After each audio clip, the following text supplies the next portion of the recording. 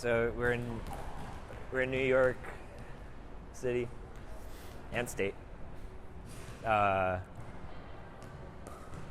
Film SNL here, talking SNL movies. So I was thinking it could be cool if we do cold opens like they do on SNL. You could do like a politics sketch, and then I could say like live from New York. Are you asking me if that's a good idea? I think it's okay. What? I think it's fucking stupid, and already you're starting so slow and weird. So I don't like it. But go ahead and do your thing. Wait, slow and weird? Yeah. What do you mean? You look like you're scared to introduce your show. You've done like 6 of these, haven't you? 6? Yeah. 28, 29. Wow. This is 30. All right, man. Act like you've been there before. Come on. What do you want to do?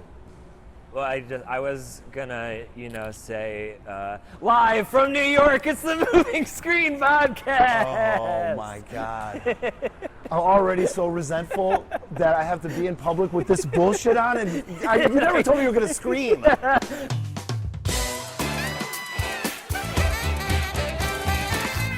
It's the Moving Screen Podcast with special guest Bobby Condon and your host from the University of Illinois, standing in at 5'8" tall, Richie Owens.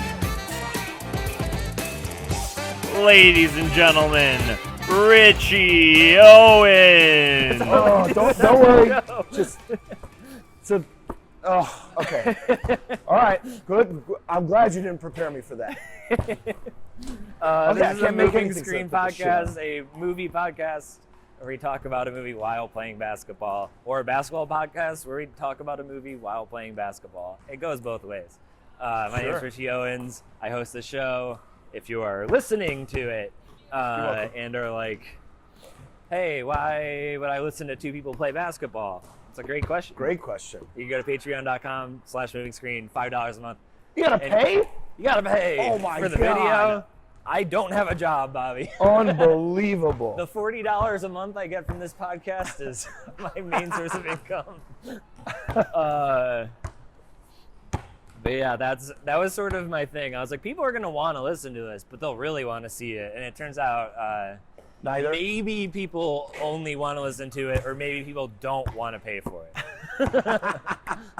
It's one or the other. But anyway, I'm with my buddy, my old pal. Look at that. Can't miss. Can't Your miss. old pal He's can't on fire. miss. Bobby shot. Condon. What's happening? Almost though. How you doing? I'm good. I'm embarrassed right now, particularly, but in life, I'm doing pretty good. Hey, what is the good parts of life without a little embarrassment? You know what I mean? Oh wait, that was like a rhetorical question. Like, what is a good life without embarrassment? Or are you saying what's good about my life? I was saying it sort of as like a statement. Okay. But yeah, you're right. What is good about your life? No. I don't want to answer that. You're right. How could you enjoy your life if you didn't have some embarrassing moments wearing goofy equipment to measure the good parts against? So this is good. This is good. And plus, I'm on fire. I'm making. Yeah. I'm like since I've been warming up, I think I would have to give myself I think I'm shooting 80%. Yeah, you are. Do you hoop at all? Like here, I know like Tommy does. What'd you say? Do you like hoop here at all? No, I used to with Tommy and Tom. Yeah. In Bed-Stuy, but honestly, I don't. I get too tired and I don't enjoy it at all. They would they would always want to play more games. I would be absolutely spent after one. Yeah. And so I quit playing.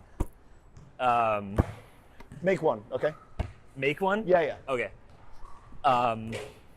You said make one. Yeah. Honest mistake. Come on. Okay, that was. Don't say another thing until you make one.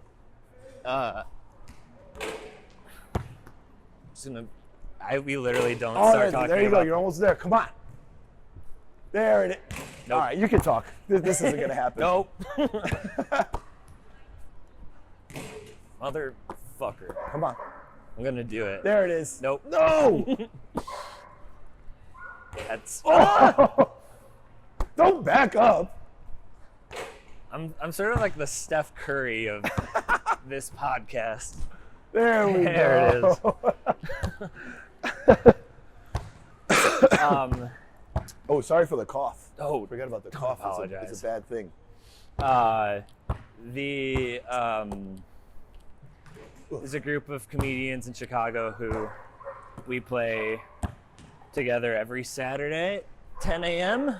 10 a.m. Missing this week, but we go from like 10 to like 1, Oosh. and we play like 3 or 4 games, and it's very funny to have like to see everybody at the beginning be like, and then by game 4 we're like, Oh yeah, I completely give up on defense by game 2.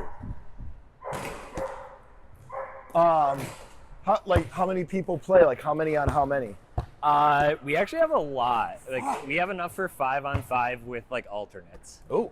And There it's he pretty is. much all betas. I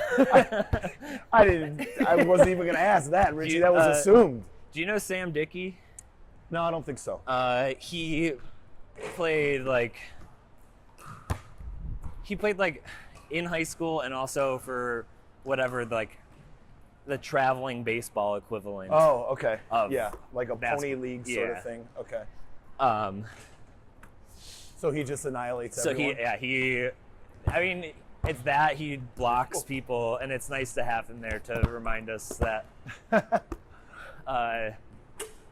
sometimes people are just gonna ruin your day. Kick the shit out of you. He did go for a dunk not too long ago, and this guy's like 6'5", Okay. and I fully tried to do tried to contest it, and I got posterized. Did he dunk? Yeah, I was he gonna say either if he dunked didn't or dunk, that's like pathetic laid it at right 6'5". in. What? He either like dunked or like was at the rim and laid it Okay. in. But it's a fun time. Okay, not hitting now. What is like your sports background? I played Little League baseball through 8th grade, and then I tore my rotator cuff because our coach never made us practice. And the doctor said, you know, you can either get surgery if you think you're going to play like in high school or at an advanced level, or you can do all these exercises. And I mean, I was pretty good, but I wasn't going to play at an advanced level. Yeah. And I also never did the exercises. So, but like I had a situation where when I was a kid, so I must have been 10 years old because we were going to see Jurassic Park in the theater. Uh-huh. And I was playing catch with my mom's friend's daughter. So that's 93. And yep, 93. And she was like older and played softball. And I think I threw the ball when she wasn't ready. And then she got pissed and like whipped it back at me, and I wasn't ready to knock my front tooth out. Oh shit. And I think I was afraid of the ball ever since then. Batting, like I was a good player, like physically, but batting. Do you have a chipped tooth? Oh, it's gone. This one's gone. shit. I mean, I have a chipped tooth, but that's another thing. And then That's wild. I went for basketball tryouts in 8th grade, and part of the like tryouts was one-on-one games, Uh-huh. and I beat my friend who was already on the team, and I did a celebratory dance and injured my neck and missed the next day of tryouts, and I didn't make the team.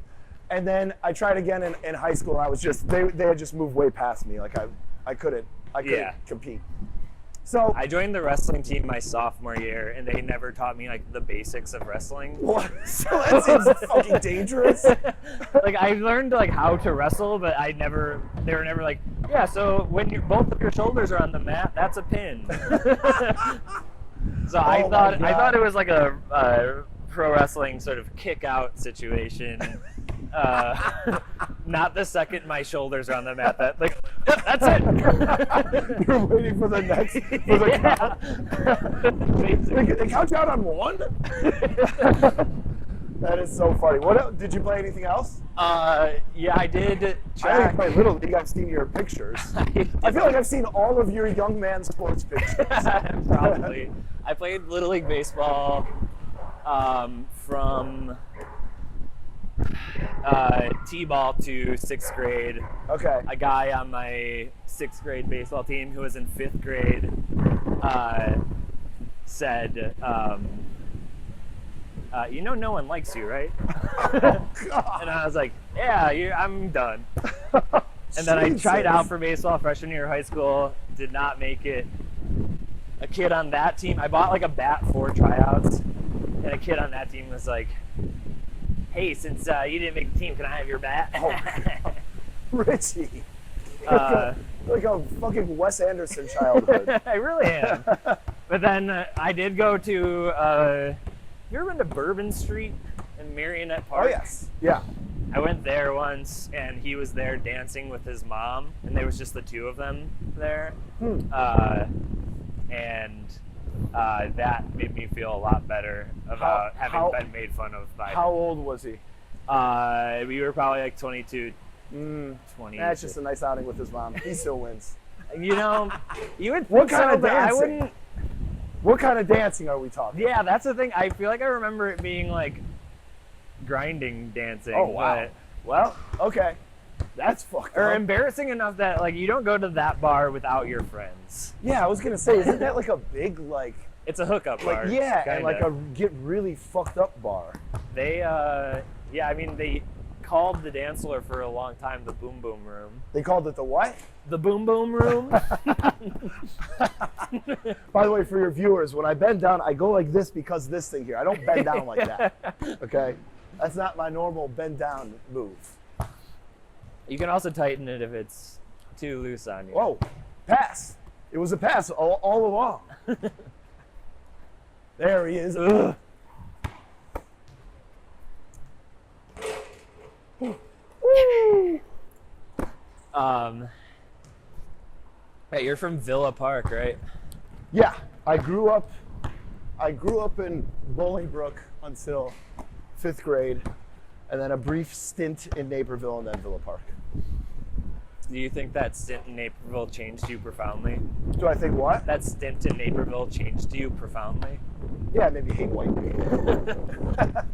I don't, you know. I truly have not met a person from Naperville. I'm like, I like you a lot.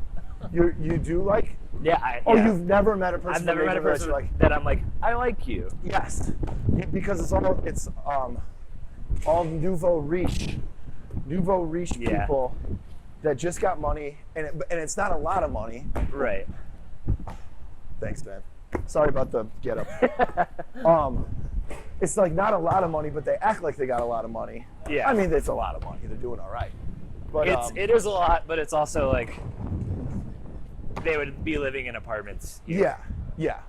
And you know, it was when I moved there, because like Bolingbrook, I feel like my class was like, really like half and half, black and white kids, maybe 60-40. Sure. But when I went to 6th grade in Naperville, and there was literally 2 black kids in my whole grade, Yeah. and it was like weird. And I was they were gonna all- say in Oak Forest it was like, I think there were like 5 black kids in my class of 300. Jesus. Uh, Yeah. And that's a culture shock. And the kids Yeah. in Naperville were all skater kids. Sure. And So mean. they are mean. And also I found myself like all the time thinking, even as a 6th grader, like, your mom lets you wear this stuff? Like, how do you convince your mom to let you wear this stuff? Yeah, I wore polos every day from like 6th grade until sophomore year of high school. Was that a uniform or was that what you wore? That's just what I wore. Yeah. I had a different color every day. I'm actually wearing my younger brother's St. Lawrence High School uniform. We went there for A quarter or half a quarter. I can't fully remember. Quarter or half a quarter what? He went there for a quarter of okay. school or half of a quarter. Where even is St. Lawrence? Burbank. Okay. My dad went there, so my brother was like, I'll go there too. And then he had to take the bus, and because Oak Forest is not close to Burbank, and they had to make multiple stops, it was like a 2-hour bus ride. Oh, God. Fuck that. And then someone stole his iPod from his locker, and he transferred to Oak Someone Forest. what? Someone stole his iPod from his locker. So he was like, that's it. My parents got him a video iPod because like, since you're going to be on the bus for 2 hours, you might as well watch movies. That's nice. And he seems like all the Owens boys have an epiphany moment where someone does something extremely mean to them, and it's what they need to allow themselves to quit whatever the fuck it is that they're doing. 100%.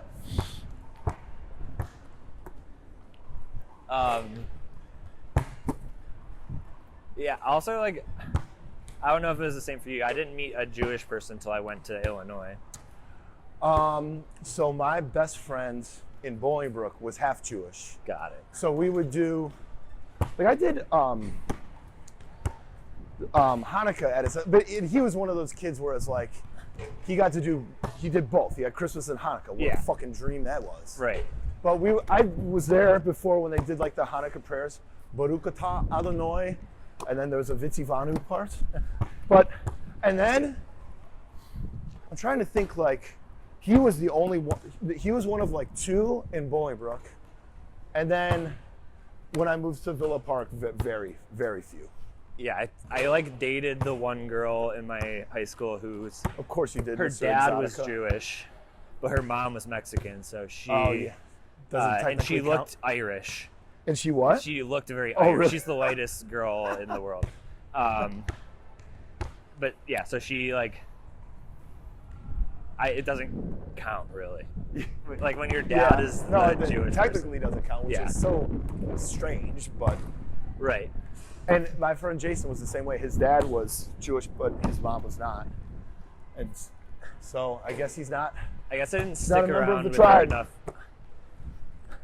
I didn't stick around with her enough to know if they did any sort of holiday celebrations.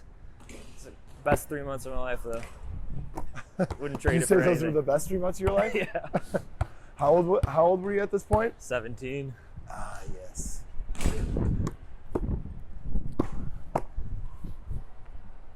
Woo!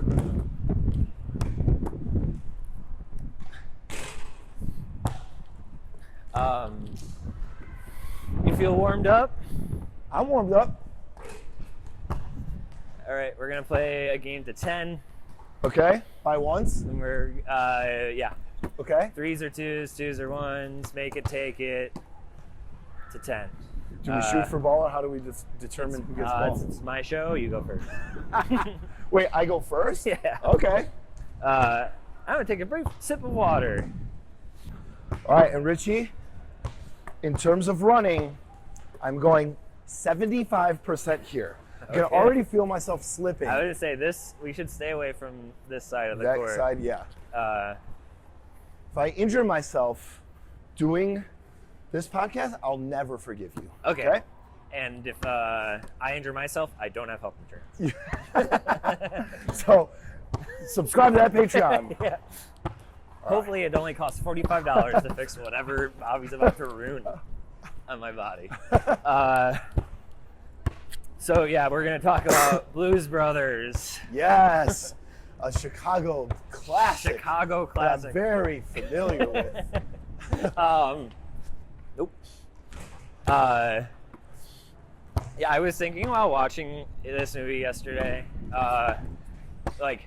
there could be a porn movie that was that had exteriors in Chicago, and everybody in Chicago would be like, "It's the fucking best." That is so true. I think about watching how many times I've watched The Fugitive with people and be like, I know that place, I know that place, I know that place. I've been in that parade. That's watching this. It's really wild. So there's a couple skyline shots, and it's just totally empty. Totally empty. Yeah, it's just Sears Tower, Aeon Center. Nice. Woo! There's one. 1-0. And it is, I mean, to your earlier point, Chicago people are so fucking lame. I hate to say it, and I mean I'm one of them plenty of times. Yeah. I get into the pizza arguments. Yes. You know, but like, I feel like Blues Brothers is like the epitome of Chicago lameness in action. I agree with it. And John Belushi is a huge part of that. Yes. I do kind of like hate hearing people quote this movie Yeah. in Chicago. And the quotes are so, we're on a mission from God. Who fucking cares? we got sunglasses on, it's nighttime. You know. We're into the blues, which again, also fucking annoying. The blues at its best is great. The blues as a way of life is so fucking lame, especially for, hate to say it, white people. You know. Is Belushi white? and Belushi is just like, dude, I know that like part of this is just me not being there during his. Oh, nice. Was that a 3? Yeah. 2? All right, 2-1. Not being around during his heyday, but Dude, I find him so overrated. I am in the same boat. I do not. Thank you. Thank you. You got to shoot now. Oh wait, no, you don't. I guess I don't, but I'm going to. Yeah, he fucking sucks. It is one of those things where like growing up watching Farley, I'm like, this is funny fat guy. Yes. And of course he was influenced by him and all that, but yeah.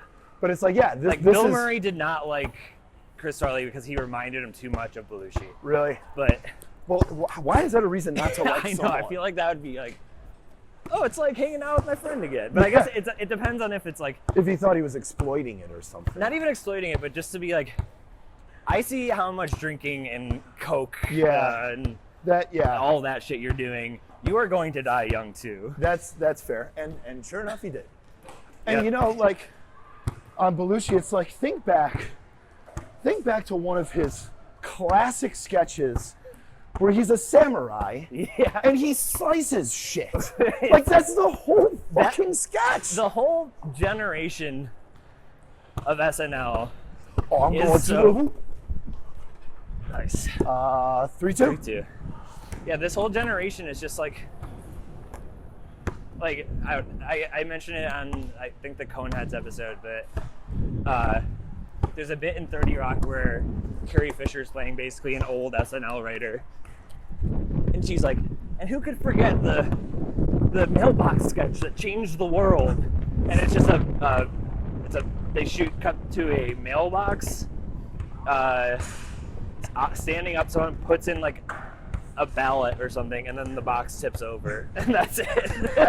Dude, it's so true. Like you watch, and again, it's probably like I'm trying to think of like a good example of something. Well, I would say Richard Pryor is kind of an example. Yeah.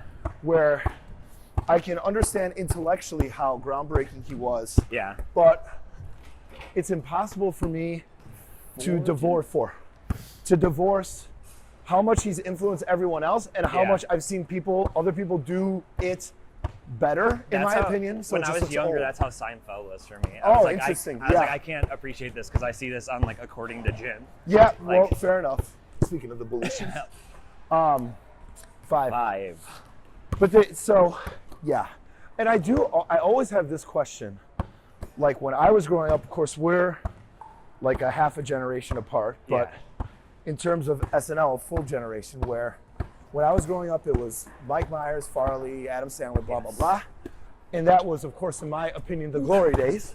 Right. And my dad and uncles liked them, but they're like, well, they're nothing like Belushi and blah, blah, blah. And I wonder now if people that watch Kenan et al., if they're like, this is the best, you know? I don't think so. I don't think so either. These guys are the best thing for SNL is always after they're gone. It takes like. But for but I would say for the youth, Yes. because I was like 10, 11 years old when those guys were on Yeah. it, and I was definitely like, these guys are the best right now. Oh, in my face. 5'3". 5'3".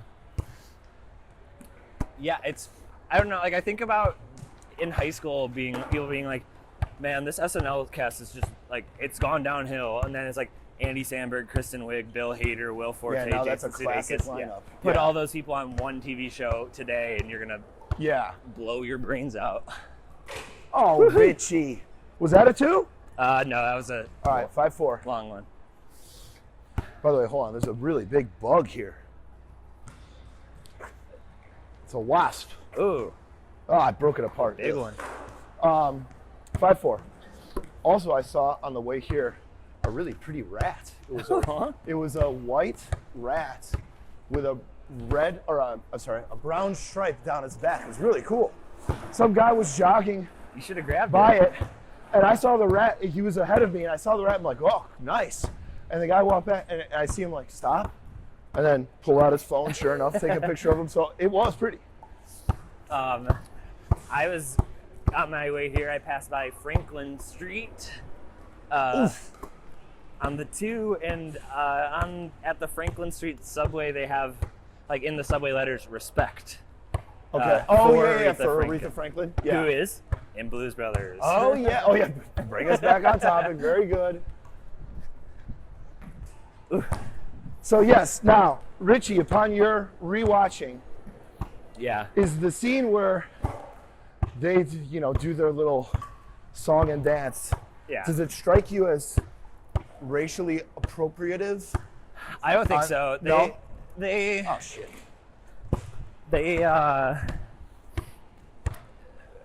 well, one after they sing what is it? Everybody Needs Somebody to Love, or Somebody Yeah. to Love, whatever that song's called. John Belushi is just like, give it up to Murph, or he says like, shout out to the guy who wrote the song. Okay. And then like their story is that they were Oh, tie game. 5-5. they so their story is that they were raised in an orphanage. Yes. And they were like, one of the guys at the orphanage was Cab Calloway, who is like a jazz Okay. guy who like, so they were like basically raised by this old jazz guy, and that's why they That's how they came upon the blues. yeah. I don't know why I said jazz when it's blues, but yes, Oh yeah. you get it. I can't go with my left hand at all. So if you ever see me approach it with my left hand, know that I'm going to switch to my right. And now I know what I'm doing in horrors.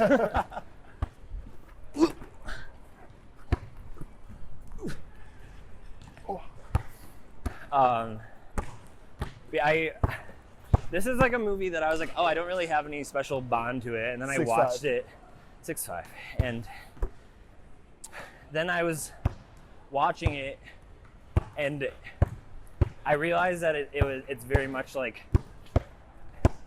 to me, and maybe it was the same for you. 7. It's like 7'5". It's like for me, it's like, I guess I learned to walk, but I don't really remember it. Like I watch this movie Oh, often. it's so in your mind. It's in my mind, and it happened, and I just have never, like, I don't think about it as, I'm like, oh, I've never really seen it the whole way through, and then I watched it, I was like, oh wait, yes, I yeah, fucking it's have. like part of your unconscious mind. Yeah. And I kind of wonder if I would have the same feeling. Of course, being a poor podcast guest, I did not watch it.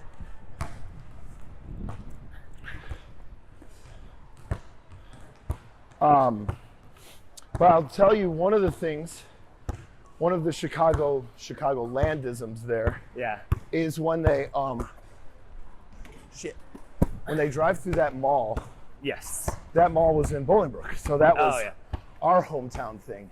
That I was talking to someone because I'm like gonna shoot a short soon, or when this comes out, I will have already shot it. And it like, Woo! my spot 7-6. 7'6". I was like, there's like one Chicago filmmaker. It's fucking Joe Swanberg, Who? Exactly. What movie? Drinking Buddies with Jake Johnson.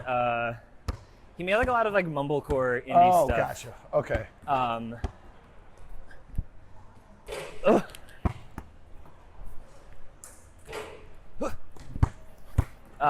But he like still lives in Chicago. Like, oh, that would've been cool.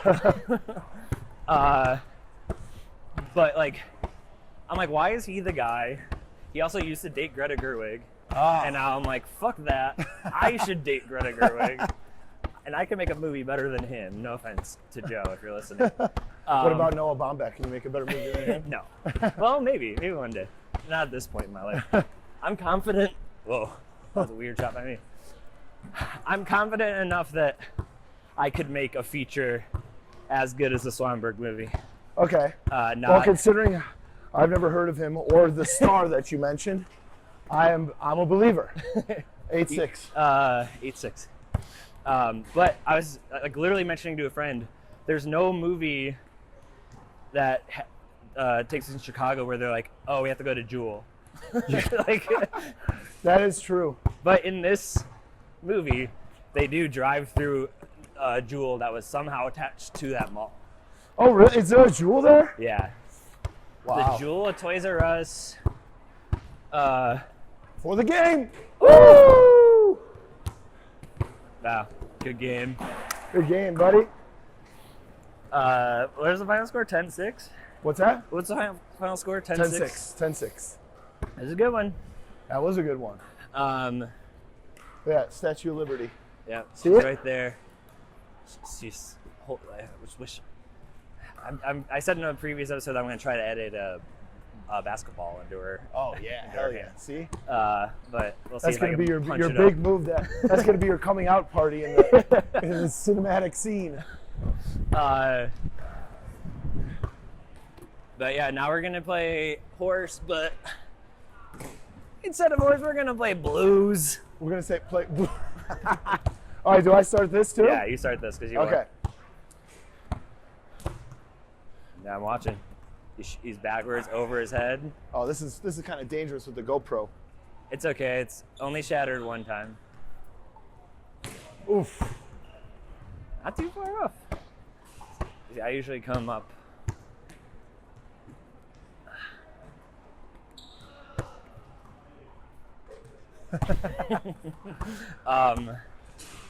Let's do this hash mark off the glass.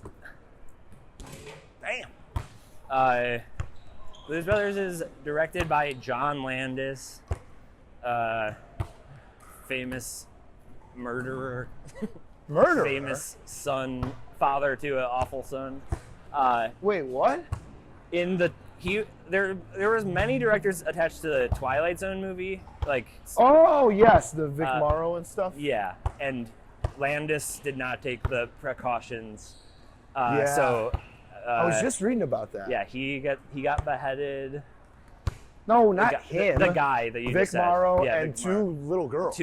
Children died in a helicopter crash, and knowing that, and then watching this movie where there's, I wish I got the total number, but at least 100 cars get crashed or flipped or exploded. And I'm like, I wonder what precautions were taken for this. Anything special for the shot? Nope, just hit it. All right, so that's a B. B. And I've thought about that before. Like, I remember, and I mean, this is a really small example of it. Yeah. But like, in one of those episodes of Barry, there's a scene where I think Barry, ostensibly, but of course a stuntman, is on a motorcycle. And it's a high-speed motorcycle chase, and it looks like it's like really real, and it's long, and it's like, why don't you make this a little fucking shorter for like people's safety? Yeah. Like some of the stunts, like you hear about this guy. Oh yeah, the stuntman died because he was jumping over a fucking waterfall in a motorcycle, and it's like, did you have to do that? Right. For like a B movie? See, that's like my take on Tom Cruise doing his own stunts. And I guess through the legs. My original take, and then wow, would have been cool. I have two takes. My original take, and now sort of an amendment to it. Take one is that he is so deep into Scientology that he really wants to kill himself, and he does crazy stunts so that if he dies, they can't be like, they can't blame it on him. The addendum, because I presented this to a friend, and now I add this. He's so deep into Scientology, he thinks he can't die. Yeah, it's one of the two. I would add another addendum, not altering either of those, but it's also like it's for his stupid movie. Mm-hmm. He's gonna risk his own fucking life. Yes, and I respect that. Yes, I agree. And it makes those movies so much more fun to watch too. Yeah. And I'm gonna do a left-handed layup. Oh shit! All right. Ugh. You told me switch off your body cam for this. Go Chicago police and switch off your body cam for this. Hey. All right, still B. Oof. I'm gonna go from this hash mark. Nothing special, just in. Dang. But yeah, I do like truly so many insane. There's in the mall scene, which lasts 10 minutes. Yeah, it's really chaotic. And it's like, it's pretty funny. Especially like they're just driving through, like, oh, they have like Albertsons here. Yeah. But like, there's literally a scene where cops are just doing donuts for a while. Like they're trying to chase them, and then their car just, like the cops are just doing donuts, even though you can see the booze drivers getting away. I feel like, because that was 1980, right? Yes. It's like the start of the decadent. Well, the me decade was the 70s, right? And then the 80s was like the, I don't know, whatever you want to call it, greed decade. Yeah. But it's like, and you can see it in the movies because they're so fucking stupid nice. Grandma style. They're so stupid and decadent and over the top. Yeah. And it's like, it's not that long ago, and it's like you do think like, of course, in any movie we have to suspend disbelief.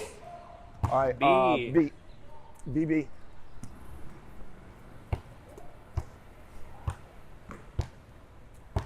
You're welcome. Fucking kids didn't say thank you. Throw them the fucking ball. No, thank you. Unfucking believable. Hey, man. And they screaming ball like a couple brats. The ball! Run over here and fucking get it if you're not gonna say thanks. All right, go ahead, Rich. So it's BL for me, right? Just B. Oh, just B? Yeah. All right, regular free throw shot. All right. But yeah, so everything was so decadent and over the top, and you understand that you have to suspend disbelief, but the suspension is so huge in those movies. Yeah. You know? This movie, I think it's cool to watch it because it's beautiful. Is it? Yeah. Like it's shot really well. Really? Interesting. Which I like. So many comedies are just like, it's a comedy, it doesn't need to look nice. But this movie, they're like, no, it's really good looking, and it also is like, what I really appreciated rewatching it is like, it's what's beautiful about movies, which is it's capturing Chicago as it was then. Yeah.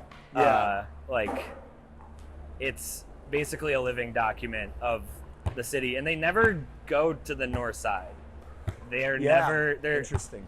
They're orphanages in Calumet City. Okay. They're let's see if they say thank you this time. No problem. So it's like, all south side. Yeah. All right, so right here? Yes. There's the one shot where... Woo! Oh, nice. BB. Well, there's a joke where Elwood is like, oh yeah, I forged my my car registration. I put my address down as 1060 West Addison. And John Belushi goes, That's Wrigley Field. So later on in the movie, the Nazis, which is actually a pretty Oh God, funny I forgot part, there's Nazis. that's the thing. Like, if these things weren't so done to death in Chicago, yes. they like the fact that they're just like, they're like, oh yeah, it's like the Nazi parade, and Belushi just very casually is like, oh man, I hate Illinois Nazis. Like, it's a thing that they come across often.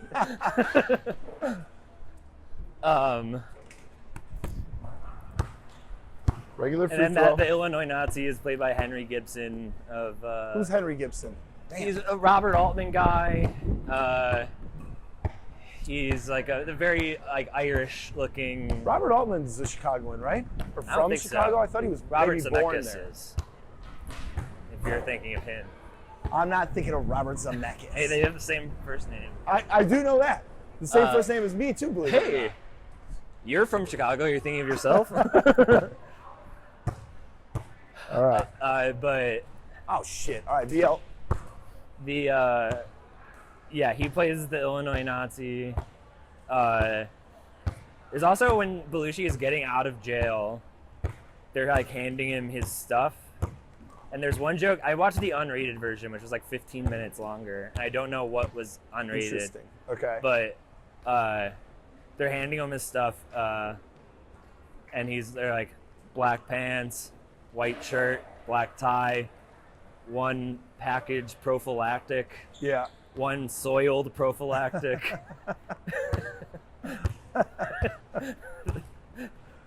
I remember prophylactic because I remember watching that with my dad and asking what that was. Yeah, 100%. My dad also, I don't know if it was Blues Brothers, but absolutely taught me what prophylactic is. My dad used to make me close my eyes when they showed tits in movies until I was the requisite 17 years old. Can you imagine how humiliating that was? I guess I was like Damn. 13 or 14. Me and my dad were we were either here in New York or in Cleveland, because it was like a trip where we were in New York and then flew to Cleveland together. But we watched Old School, and there's like that mud or Jello wrestling scene. Oh yeah. And he just like covered my eyes for that. Just a classic free throw. I recently. Oh wow. It recently like dawned on me that my dad did that not because he like didn't think I should see it. It was because it made him feel uncomfortable. And I confronted him about that. He's like, "Yeah, that's what it was." Oh no! Oh, sorry, Not my Richie. water. Yeah, I mean, I don't know. I feel like they were just like, you're too young for this. Because it probably would have opened up a gateway to me trying to see boobs more often. Well, now it's to a point where I'm like, I want to see boobs all the time. I see a pretty actress, I'm Googling actress named nude. Yeah, yeah. Always nude. 100%. I hate to say it, but that is absolutely my life as well. All right, let's try one-handed from here off the board. There we go. Nice. I'm at BL, right? Yes. Okay. All right. I do remember. I would just me Turn and my around, brothers hook I feel shot. like would just quote Shit. movies a lot, like start to finish. Who was Just like that? me and my brothers would just do the movie as it was happening. And I remember having a babysitter over, and we were watching Blues Brothers, like going to bed, and Aykroyd is like, "Oh, we have to go see the Penguin," which is the nurse or the nun. Yeah. And John Belushi goes, "No fucking way." And I was watching it, and I went, "We gotta go see the Penguin." "No fucking way." And my babysitter was like, "Richie, you can't say that." And that's how I learned that fuck was a bad word. I had my cousin used to babysit me, and we watched the movie House Party a bunch of times with Kid and Sure. Play. I'm at BLU. Have you ever seen that? No. Are you familiar with it? Yes. Okay. Kids in Play. Kid and Play, yeah. And there's a scene where, well, by God, they're having a house party. And some guys come over and they knock on the door. It's a crowded party. And the guy's like, I smell pussy. and it got a big laugh with my cousins. And one time, my cousin was in her room, and I opened the door and yelled that line. And, well, that's when I learned what that meant. To continue on the learning what words mean journey. None of us is going to hit a free throw. I was in, of course, Scrabble Club in middle school. And me and my friend were playing, and I was just flipping through the Scrabble dictionary, and I went, this word sounds funny, dildo. And he went, shut up. And I was like, what? And then I read the definition, and I was like, oh my God. Oh man, what a moment that, but this word sounds funny. Brother, you have no idea. And I was like, dildo? Very loud. I'm going to shoot this free throw style, so I'm not going to jump. Oof. I had another one like that was the movie Wayne's World. Yeah. I don't know why I keep going at this hash mark, but I'm going to go ahead and again. There's a point, I can't remember exactly what the scene is, but I think it's when Rob Lowe is ordering in Cantonese and asks if Wayne wants something. Yeah, how about the cream of some, right? Cream of some young guy. And so me and my mom were shopping at the Jewel, and I said, and again, like, I don't even know why I said it. It's just because it got a laugh from my cousin, and I said that to her, and she's like, what did you say? I'm like, cream of some young guy. And she's like, don't ever say that again. And I don't understand. And refuse to explain. Yeah. There is Polly G's in Chicago. They had a special, they do Logan Squares, Detroit style pizza. Okay, yes, I love those. And their one, like when they were first opening, was a mushroom based pizza called Cream of Some Fungi. That's pretty good. All right, where's that? Right there? Yep. Okay. Nothing special.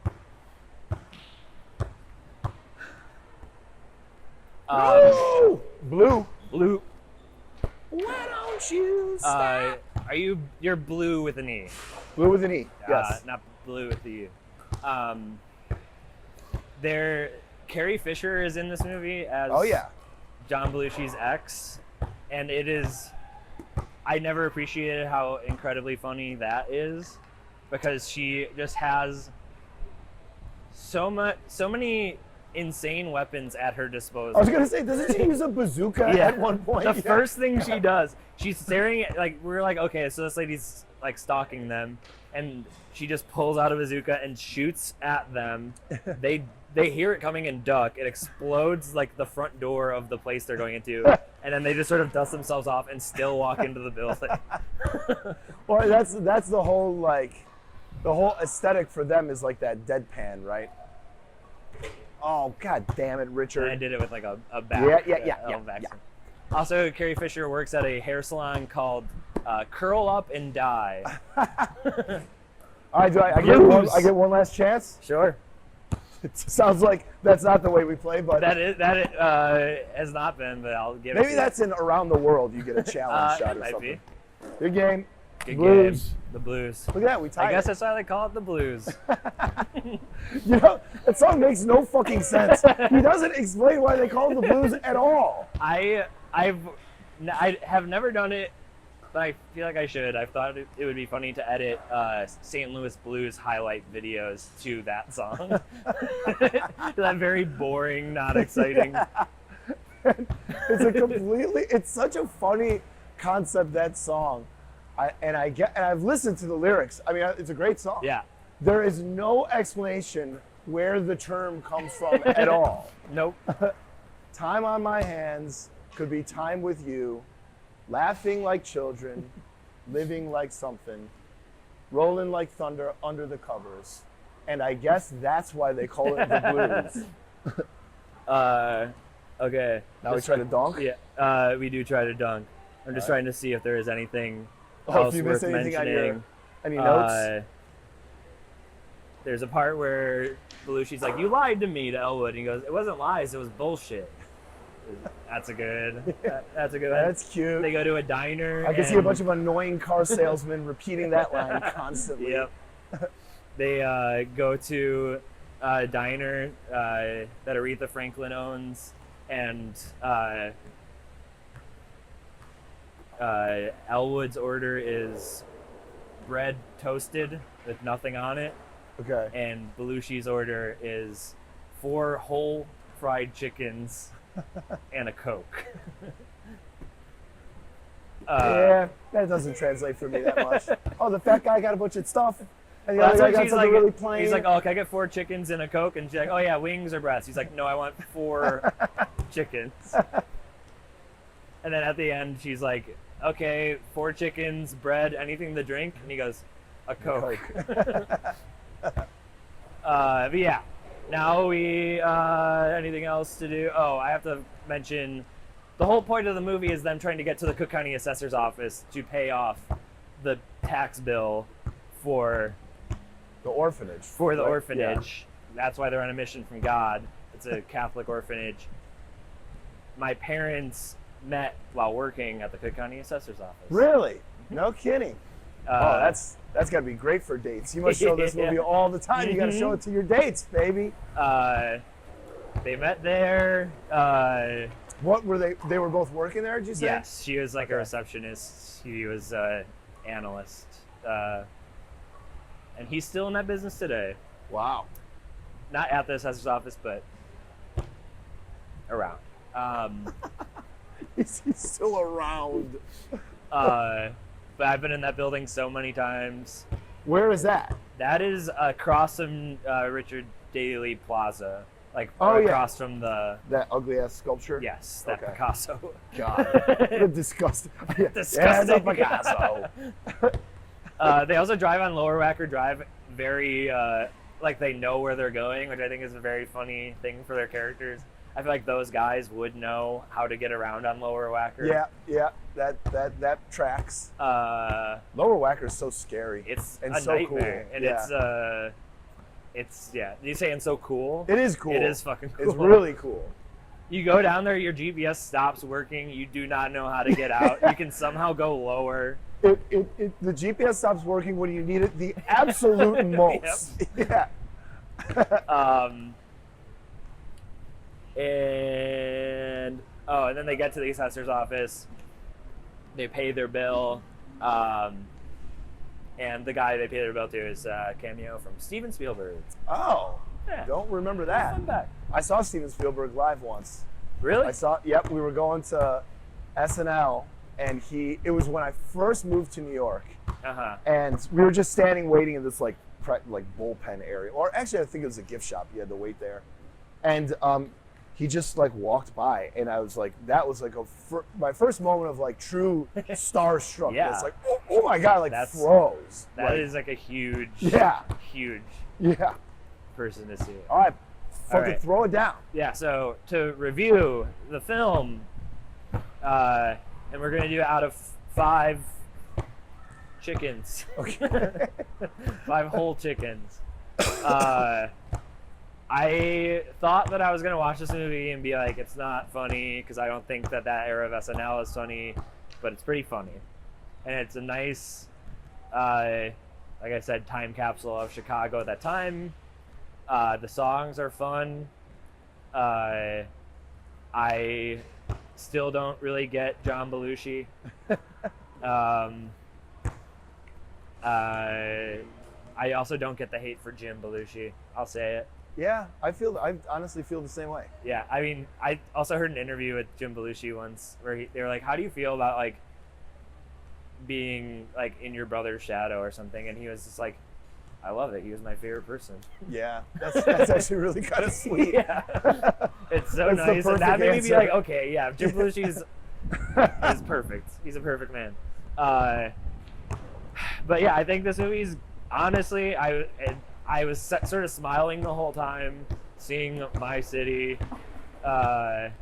seeing these people who I kind of only think of as old people as pretty young guys. I don't know how old. Yeah.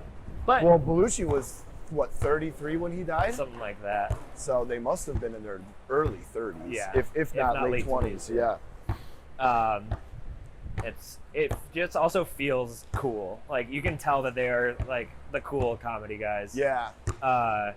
All that being said, I give it 4.5 whole chickens. 4 whole chickens and a half chicken. Four whole chickens and a half chicken? Yeah. 4 whole chickens and a Coke. Yeah. Yes. You're right. All right, well, my review is not to be listened to, but it's been a staple of my culture, which I love and hate, and I also haven't seen it since I was a little kid. I also don't get John Belushi. I also don't get the hate for Jim Belushi. He's just kind of like a corny guy who cares. Yeah. But I recognize. See, I was going to say I recognize its importance, but no, I don't. It's like it's not important at all. It's important to one subset of people, which is annoying fucking Chicagoans. But I haven't seen it in many years. It's worth the rewatch, I think. 3 chickens. Oh. 3 chickens. 3 chickens. 3 whole chickens. Is that Charles Manson? That's Martin Scorsese. Oh, that makes more sense. I mean, not much more sense. No. Thank you for doing the show, bud. Oh, thanks for having me, man. This is a lot of fun. Is there anything you want to promote? Sure. I have an old special that I just uploaded on YouTube. It's called Bobby Condon Greatest Hits. Check it out on YouTube. It's free, unlike this fucking podcast. JK, please like and subscribe to this. But also, yeah, check out the special. It's good. Yeah, it is good. It's very funny. Ambulance joke on that? Ambulance joke is on that, baby. My favorite joke. So yeah, that's all. Great. And I'm Richie Owens on everything. It feels weird to promote my own Twitter at the end of the show, but whatever. Patreon.com/moving screen to pay me money to watch this. This episode, every other episode. This is the last one I'm recording of the SNL season. Did 10 of them. Wow. The headliner. You're the headliner, yep. And it's fun, and it's good, and rate and review and subscribe, unless you have bad things to say. And till the next episode, I'll see you on the court. Oh, yes! Hell yeah, nailed it, dude.